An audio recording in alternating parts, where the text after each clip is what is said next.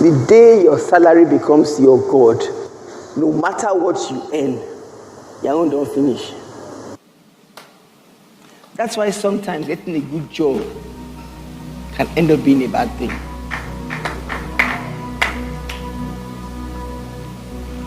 The prophet told the king, let's be going. Don't let the rain stop you.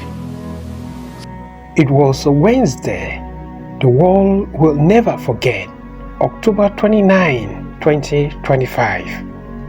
The day heaven gained a precious soul, and the church cried like never before. The Carpenter's church, once filled with laughter, her words, her faith, now stands in silence. Its people broken, its altar shaken with tears, because their shepherd, their mother, their lights, Pastor Nkechinyere Ene, Pastor Kech, as the world fondly called her, has gone home to be with the Lord. Her courage that is that of a lion, her confidence as unshakable as Mount Zion. As I talked with the mom, I remembered you. I remembered your love. I remembered the sacrifices that you had made.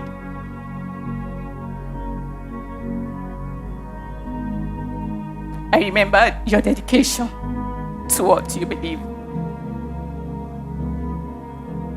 I remembered your love.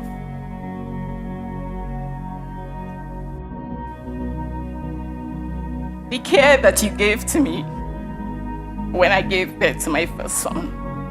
The visit to the hospital. The visits to my parents' house. Bearing gifts. And most amazingly, the opportunity to keep my baby in your house when he was just 2.5 months.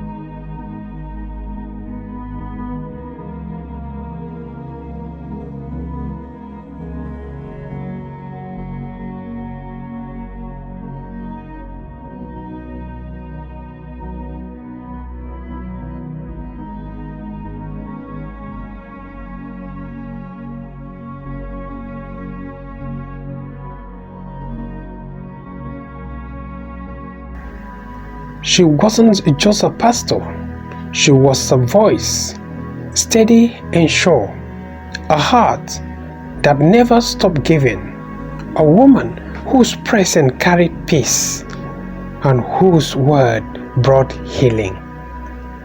Born on February 24, 1969 in Accra, Ghana, Nkechi's story began like many others, but her journey, her purpose will become something defined.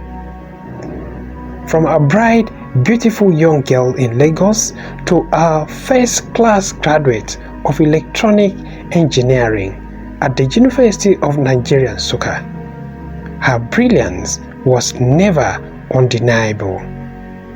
Yet it wasn't machine or mathematics that defined her future. If you own a salon, for example, and by 9 a.m. your workers are praying and your customers are outside, you're not ready for business. Poverty will catch up with you. Pray in your house by 6 a.m. Leave your house by 7, be at work.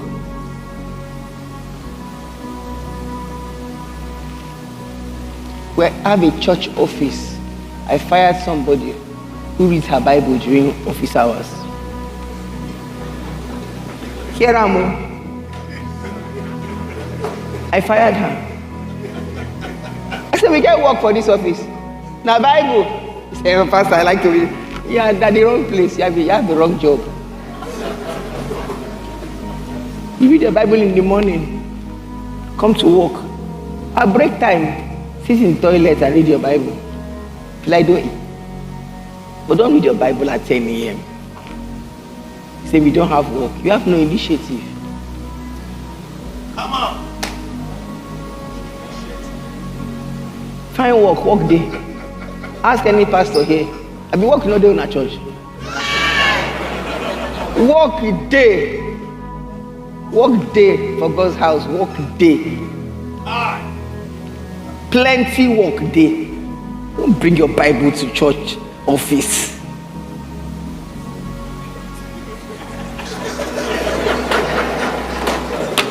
If I dey Canada, sorry. But for our church office, and no one see Bible during work hours. We have church days. We have prayer meeting. Prayer meeting, I don't go see you. From work, 5 o'clock, you don't carry bag, you don't close. Prayer meetings on the same premises by 6, you don't go. But your spirituality now to read Bible at 10 o'clock, I pay you for. I bind you.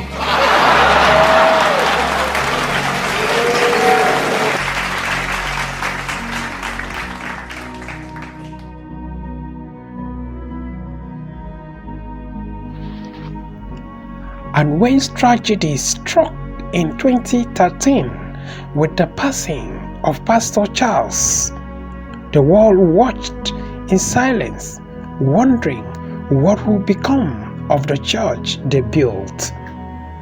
But Nkechi didn't retreat.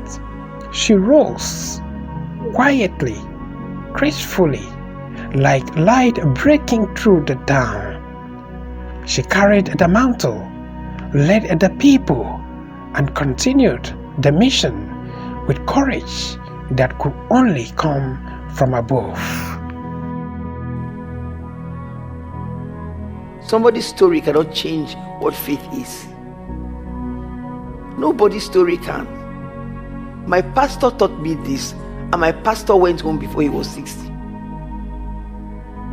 And we are still preaching the faith message in the church he founded. But he told us, any day you don't see me, don't change the message.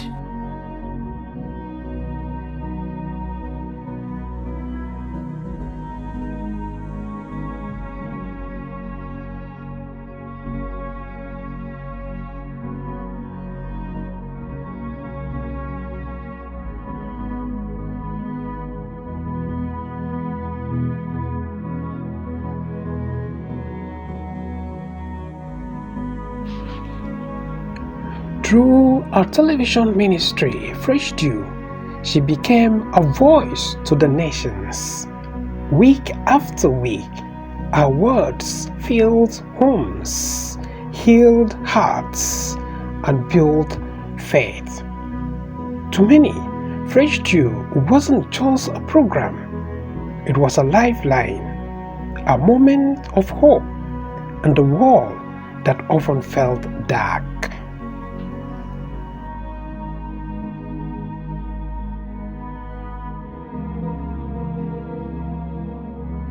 There's something called a call from God, a conviction, a purpose location that may not seem lucrative, but is where He has planted you, and that's where you will prosper. Those are the things that matter, church. You can't exclude people from your faith clique.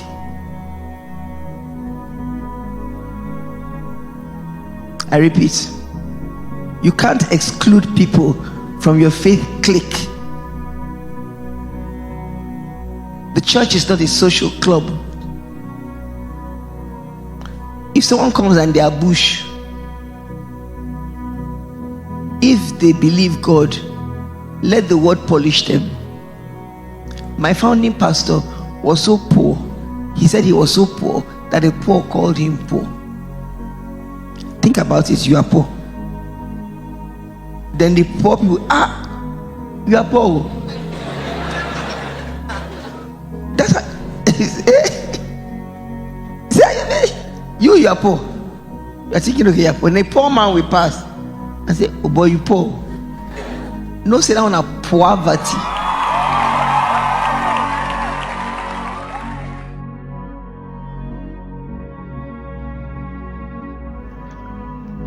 Pastor Nkechi was more than a preacher. She was a pillar of love. She made you feel seen, known, and valued. She was the kind of person whose hug could melt your pain and whose laughter could make you forget your worries. If you go back a little bit and check out with me recent delivery testimonies in church here, you will observe what I have also observed, that Pastor Nkechi is either by the bedside of the woman or constantly monitoring progress of childbirth. She even remembers the names of children in the children's church more than I do. A mom and a grandmom to us. Who does the kind of things that you do? You open your heart and you love unreservedly. Despite being born and hurt, you are not deterred. You keep loving. Amazing woman, that is who you are. I remembered your sacrifices. Sacrifices of your time. Sacrifices of your substance. Sacrifices from your heart. Sacrifices that you made without any expectation or anything to be made to you. Sacrifices that you made without recourse to be paid.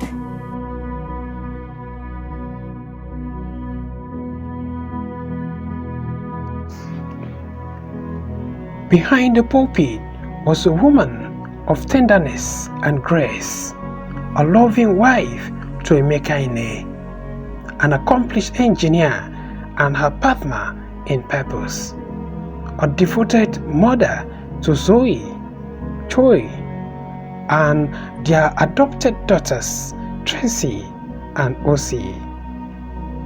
Her home was filled with laughter, worship, and warmth. Her love was deep, constant, and pure. Hi, Mommy. Okay, so I have something really short to say to you. Good morning, everybody. Good morning. Anyway, Mommy, from the moment I popped out of your womb, I fell in love. You have been my rock, my best friend, and the ultimate goal of who I aspire to be in the future. Every time I think of you, I'm just extremely grateful to God. Thank you for picking up my calls and at any time, even though it's like 3 a.m. where you are sometimes, or sending me food money just to make me happy, or praying with me before exams. Thank you for all that you sacrifice and for loving me no matter what. I love you to the moon and back. I'm so grateful, God, for you, for your life. Every second, every minute, every hour is a testimony. And there are many more years to come for you. Thank you so much for being the giver that you are. That's one thing I admire most about you. Your heart is so big. You have God's kind of heart where you give and you love and love to the max. And that's the kind of heart that I aspire to have. Thank you so much for the sacrifice you give to not just us, but to everyone that God has given to you to lead. I just want to say thank you. There are so many things to thank God for in your life, but I want to specifically thank God for the kind of committed mom that you are. Thank you for being an alarm clock in school. Yes. So when it's time to wake up, it's time to wake up, wake up, it's time for class. I mean, I don't know if you sleep at all, but thank you so much for the sacrifices that you make for us while in school. You call us at different time zones. We don't know if you sleep, but God will definitely reward you. Thank you also for being a mother, even when we think we are adults sometimes. I remember when I was with my supervisor the other day and you said, put the phone on speakerphone, I want to talk to her. I held my seat very tight because, well, after then, my supervisor never stopped talking about you. I want to thank you also. Sometimes you say when you grow up, when you leave my roof, then you can be a big girl. But it never happened. But I want to thank you for that also, because Zoe, Chloe, forget about it. You can never be a big girl. So, when you are in your husband's house, mom is still mommy and you're still mommy's baby. Mom, thank you so much for just loving us the way you do. We really appreciate you. Thank you for your commitment to us as your children and to our family. We love you. We love you. Love you, mommy.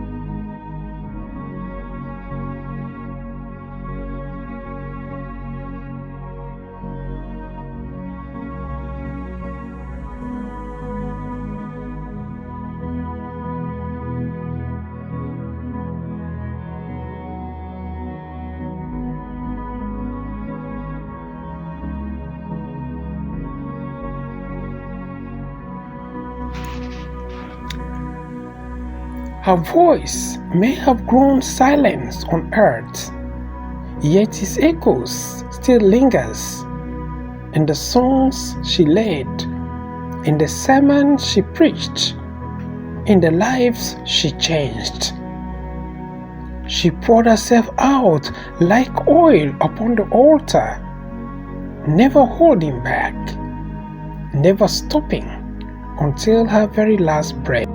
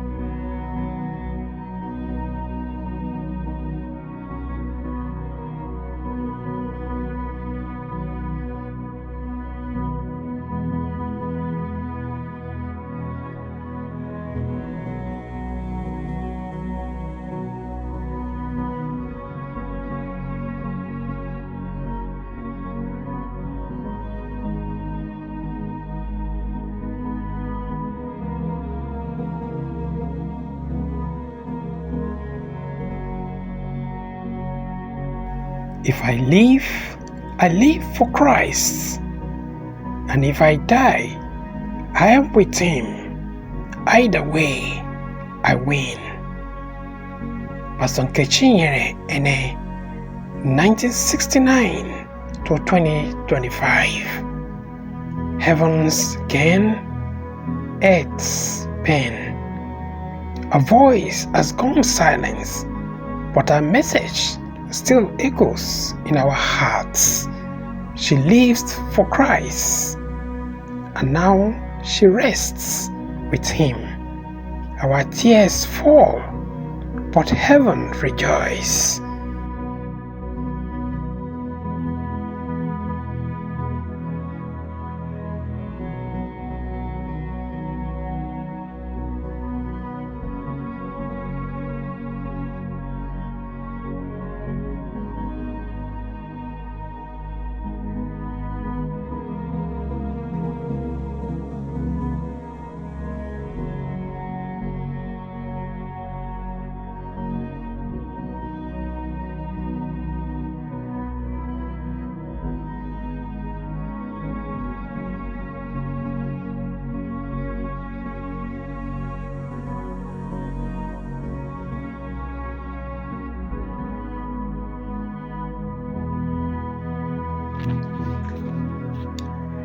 Please, before you go, do take a moment to drop a prayer for our family and the Carpenter's Church in the comment section below.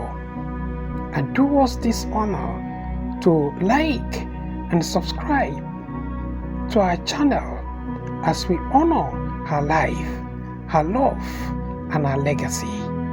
So we meet again next time. God bless you.